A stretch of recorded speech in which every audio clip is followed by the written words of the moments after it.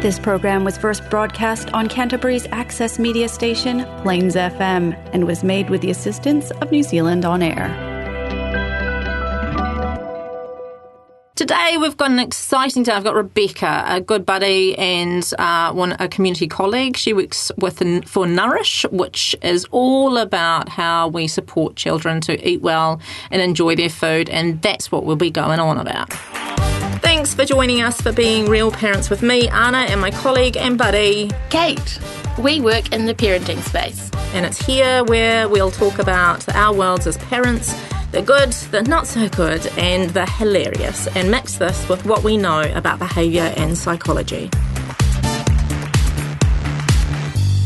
Cool, so lovely to have you here. Thanks so much for being with me. Oh, thank you for having me. Oh, you're really welcome.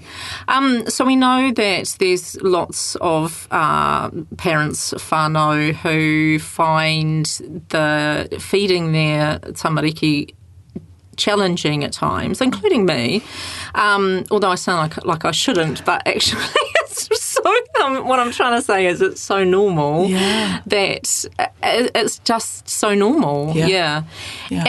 But how did you get into this? So you've got Nourish, that's your own business. Tell me about how you ended up there. Yeah, so I am an occupational therapist by training, so started there. Always knew I wanted to work in paediatrics, but the New Zealand climate didn't allow that, so moved to Australia and, to be honest, just fell into the world of feeding. I remember I had a feeding client, because I started in general paediatrics, and there was one client who had, I think, 3 foods and he was 8, and I was like, how? Like, well, how have we gotten to this point? Like, what's happened? What's brought us here? What can I do to support it? And then kind of found myself working in a specialised feeding clinic. From there, moving home, or was there for quite a few years, and then moved back home and wanted to continue that work, but it didn't exist here. It wasn't available. There was no one doing this work. So I was like, okay, I think my option is to start it up so that I can keep doing this work, but also so that families have somewhere to go, because otherwise there's very few options, unfortunately. Yeah. That's so interesting, isn't it? Because my guess is that other than having you, we rely on the system with potentially long wait lists, et cetera, if we're really concerned. Incredibly long wait lists, and you have to be like pretty well tube fed to be able to get in. Like, you have to have extremely low number of foods, poor nutrition, like all the things. But there's this other huge population who don't meet that criteria, or all about that continuum of, won't eat, bit of a picky eater, won't eat this category of foods through to a real fear of foods, and real challenges. So it is quite specialised and quite unique. I find it really interesting, actually. That, and I think as a mum, it's that thing of I feel like I should be good and natural at just being able to feed my child. It's kind of like a fundamental. I need to feed them.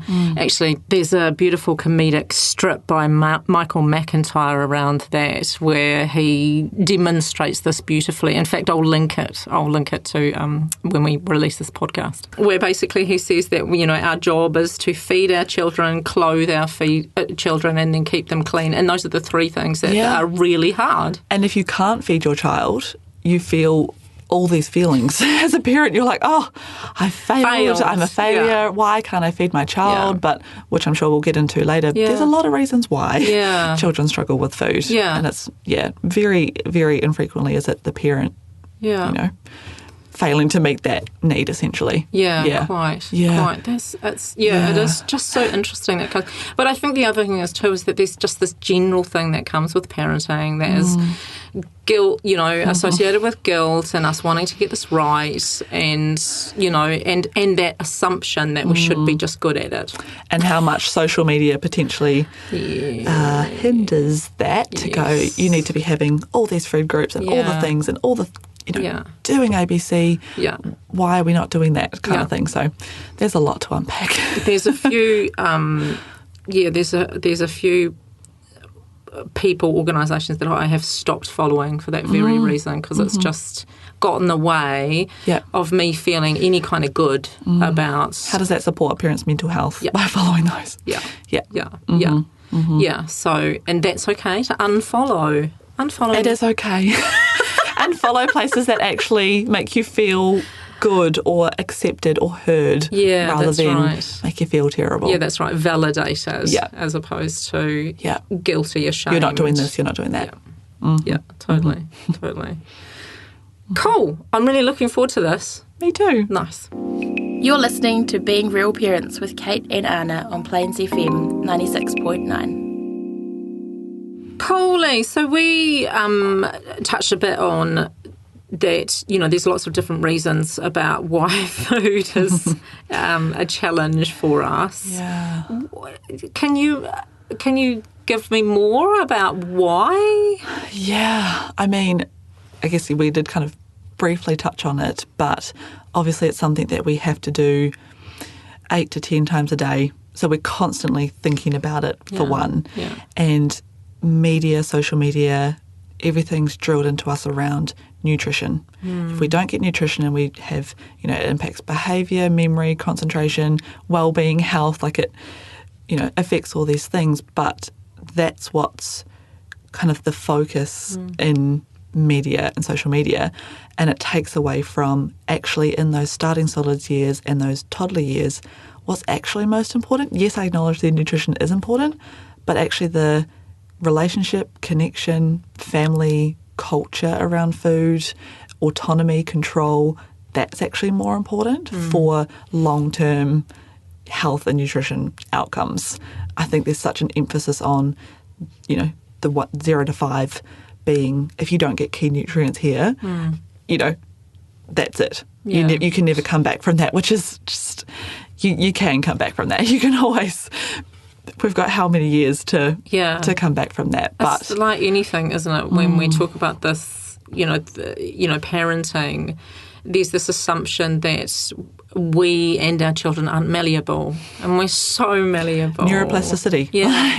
We're forever changing. Our brains are forever changing. Yeah. But I think what we focus on more so is that early years relationship and connection sets us up for lifelong healthy mealtime habits rather than stressing and, parents getting that feeling of guilt and shame around they haven't had all their food groups and they haven't had all of this and all of that.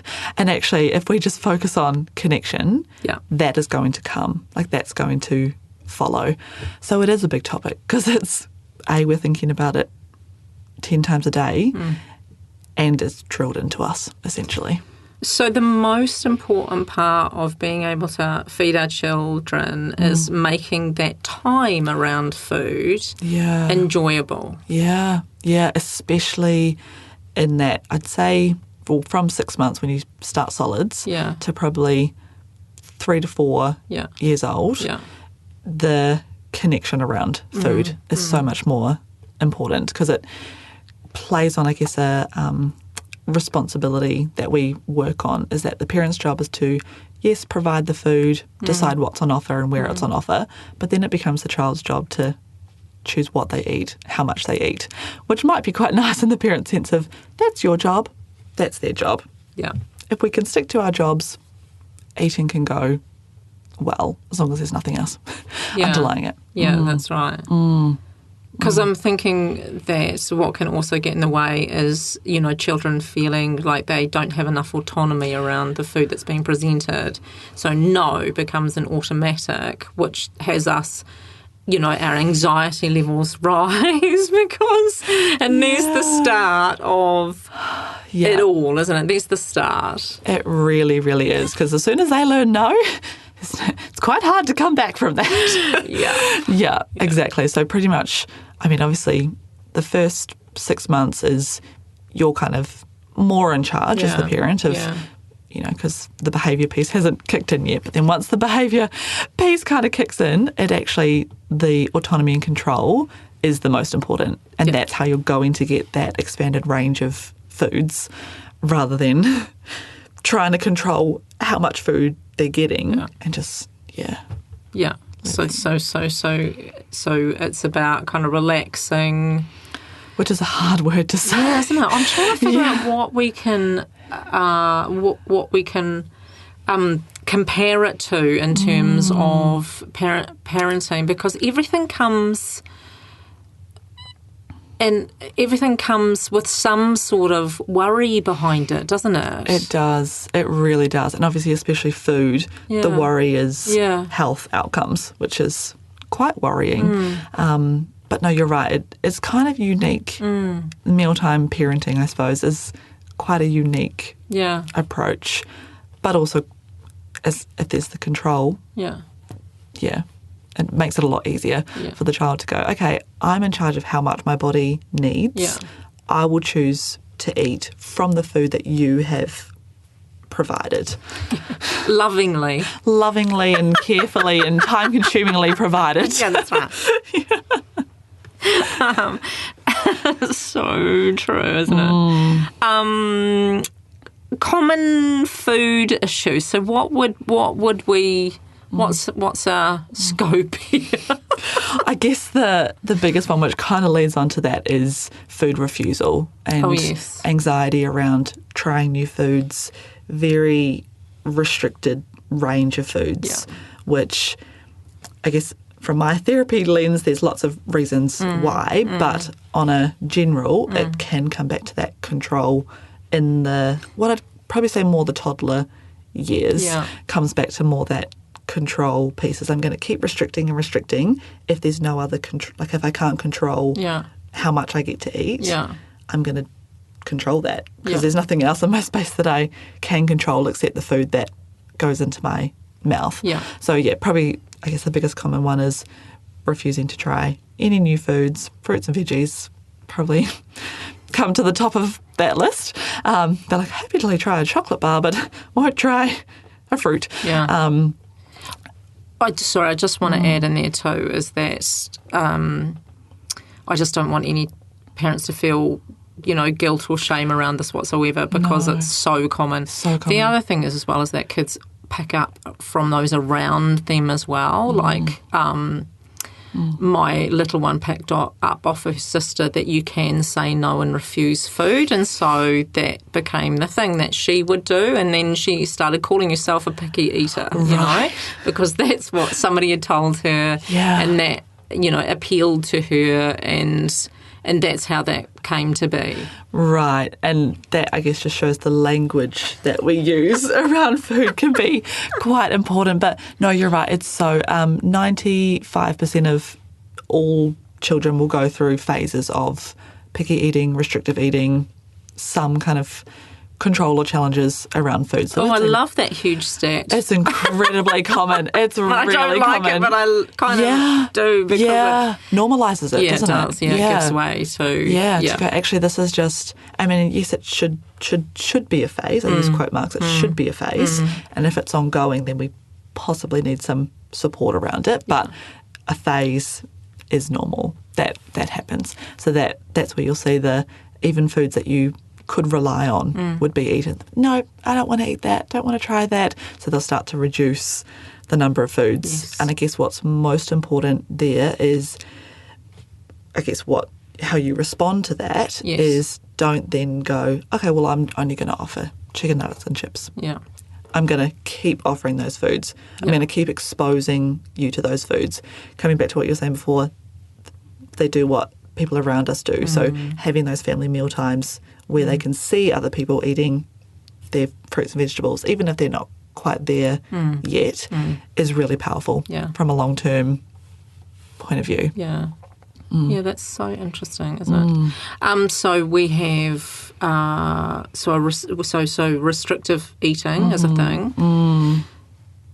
What other terms do we use? I'm trying not to say fussy or picky.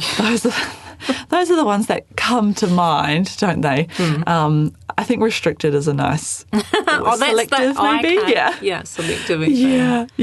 I guess that kind of would describe that phase of development. Yeah. There's obviously other terms that we use to describe things outside of that phase of development, like more complex feeding challenges, pediatric feeding disorder, ARFID, sensory processing challenges, etc. But for that phase, selective, restrictive, choosy. might be good words Autonomous. to use. Autonomous, that's a nice word to use, yeah. My daughter's an autonomous eater. Which is like, it's so much easier for us to just say fussy, isn't it? Just fussy eater, picky eater. Well, it's just got all that negative connotation around it, doesn't it? And it imposes that, again, that guilt. Well, it does, and again, coming back to the language, the more a child hears that they're a fussy eater, the more they're going to believe that they are and go, oh, well, I'm just a fussy eater. I don't eat these foods because I'm a fussy eater. Yes. And that becomes their almost internal dialogue. And children love to have kind of language that describes them, don't they? Yeah. Yeah. So if that language is, I'm a fussy eater, I don't eat fruits and veggies, that's what they're going to believe. It's so true. Like, my now 8-year-old would be able to tell me in the classroom who has asthma, right? Or who, or who's allergic to something is a big thing. Being allergic, Well, and food allergies, I guess, can lead into food refusal in the sense of, and understandably so. Yeah, because it's based on pain. Because they're like, well, every time I ate this food, it really hurt. Yeah. So I'm going to not eat that food. But what if I try this new food and it makes me feel like that? Yeah. I don't want to do that. So I'm going to restrict and avoid. And I guess that's where, in our work, we rule out the medical piece. Because if there's anything that causes pain when you're eating, you're not going to want to eat. You're not going to want that same feeling. Like, we wouldn't do anything that voluntarily causes pain. No. 8 times a day. Yeah. We're going to go, oh, okay, those foods hurt. Don't like them. These foods, they might hurt a little bit, but they're okay. I have to eat something. Kind of piece. So it gets a lot more broad than that. So is it likely that our children would tell us if something hurt their tummies? No, they probably don't have that language till, 8, 9, 10. Oh. And even then, they just can say, or they might be like, I can't go to school today because my tummy hurts, or I can't do this because my tummy hurts, or something. Or I feel sick. Something. And, Yeah. Because I'm so in tune with my children, that means to me you're trying to get off something. Well, exactly. You go, are you just trying to tell me that you don't want to go to school today? Or is there really something underlying that? And I guess because eating, involves our whole digestive tract and whole oral pathway, there's a lot of bits that can hurt. Yeah. Like even reflux, constipation, anything in that pathway. If that hurts, they're not going to tell us, they're going to show us through food refusal. Aha. So if you're seeing that food refusal, and again, it's outside of that typical phase of fussy, and you've got food refusal, even from breastfeeding, to be honest, even from breast or bottle feeding, if that's a struggle, and then you try and start solids and that's a struggle, and that's a struggle in toddlers, it's like, well, why is it a struggle? It shouldn't be. Yeah. Something is, they're trying to tell us something. Yeah. Because pretty much before, in those early years, it's not behaviour, because that part of the brain hasn't come online yet. So especially before 18 months, if there's challenges there, it's not behaviour. There's something going on. Interesting. Yeah. That was so interesting. Yeah. Something either medical or sensory or something. And is that GP, or is that you, or is that, what's that look like? GPs, if they'll do a full assessment, or paediatrician, if they'll do a full assessment. Otherwise, that's kind of what we do, is break down and go, okay, where did it start to become hard? What was happening around that time? And, if it was at breast or bottle feeding, were we, not use technical terms, but were we like aspirating, or were we refluxy, or were we... Yeah. Was there something going on? Yeah. So, before 18 months, it's not behaviour. Okay. That's really... I think that people would love hearing that, actually. And okay, cool. And then beyond that, we've got children who have developed their autonomy around food. What are our go-tos there? I guess kind of maybe that toddler onwards kind of phase. Sometimes it's still, it's been hard up until then, and then they've got to that autonomy phase, and they've gone, great, I can finally say something hasn't been right this whole time. So often that's the case, and it's been dismissed, or nothing medical or sensory has been addressed, and now they're 10 and have developed this mindset, I suppose, that food doesn't work for them. Yeah. That food is not fun, it's not enjoyable, it doesn't taste good. I don't want to do it. Yeah. I don't want to be involved in it. I don't want any part of it. So it can often, very rarely does it just start at, 8 years old.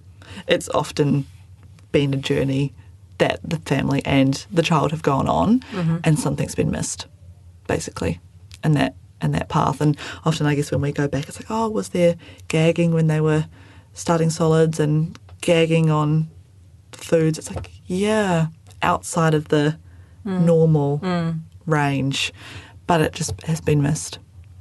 It's just been missed. Okay. So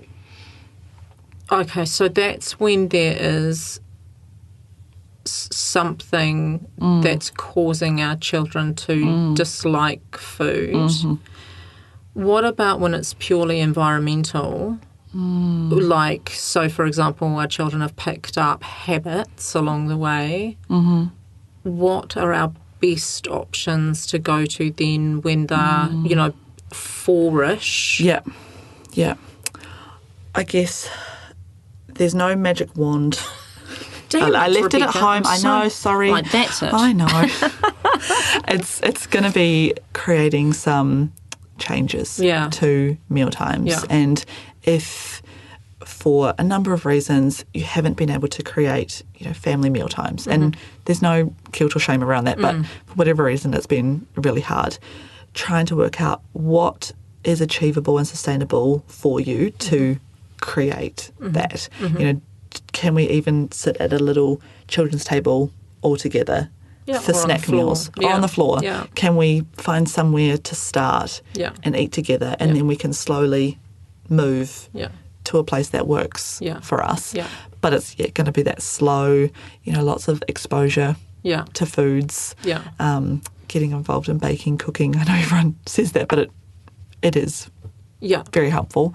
But creating a sustainable mealtime situation, really. And also just really looking at our own behaviour in that, in terms of, it's okay for them to say no, and we'll give it a go again tomorrow, and and letting that stuff slide. Because, how often do we have a food that we just don't like or can't eat or haven't actually tried? And it actually takes a lot in us to build up to it. And for children, it's about 20 times of exposure to try a food. And even trying a food might be licking it. And even for us as adults, I know if there's a new food that I'm not sure about, I'm like, I've never seen this before. What even is this? You need to see other people eating it. Okay, they've eaten it. What's been their reaction, response?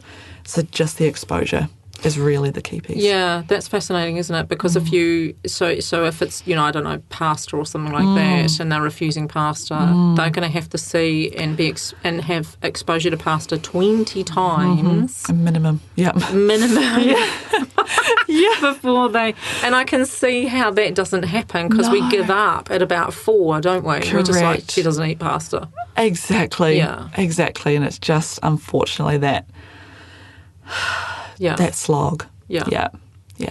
It's so interesting. Thank you. Thank you. So I guess in summary, 3 top tips that we can leave. Yeah, we love top tips. We love 3 top tips. That we can leave people with is working on creating a family mealtime structure, whatever that looks like. Like we say, if that's meals on the floor, at a little children's table, at the table, whatever that looks like, but creating a family mealtime routine and structure. Shared experience. Yeah. Exposure. Just exposure.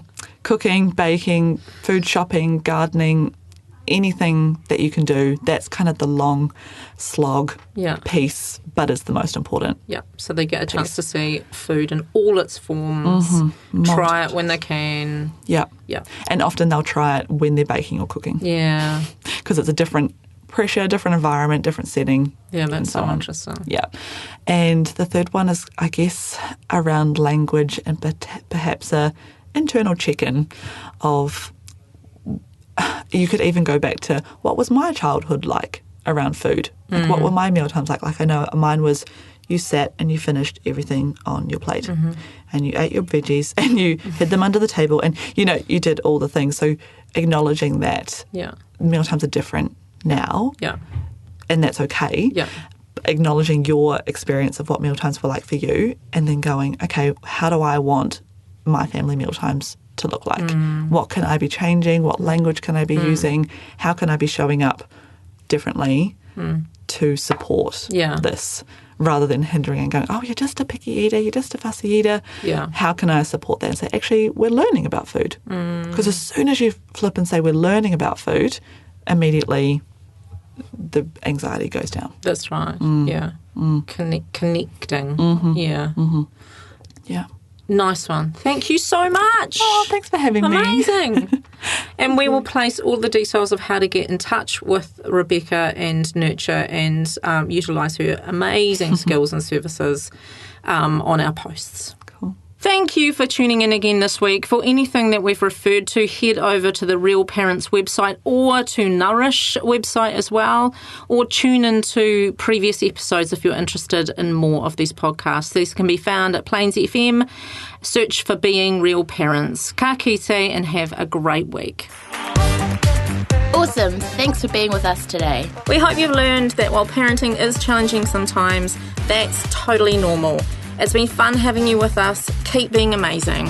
Bye!